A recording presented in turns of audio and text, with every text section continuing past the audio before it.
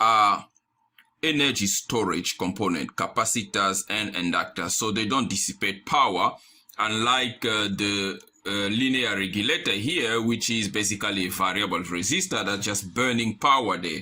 So we can see we went from 39% to 82% efficiency. Very good. In terms of power, the numbers here, on this one we were dropping about 4 watt, okay, just to charge our battery. We were just losing 4 watt into it through heat.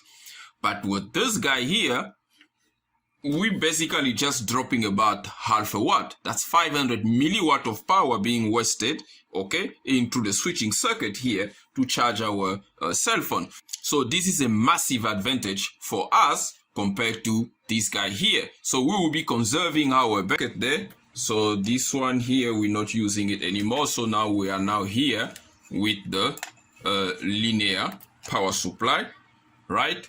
And now I'm going to turn my circuit on again. Okay.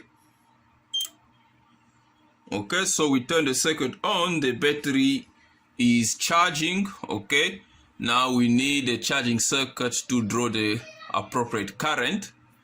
And as we wait for that, current is now increased. So we've got now about 700 milliamps. Okay, so we have a much bigger current being drawn.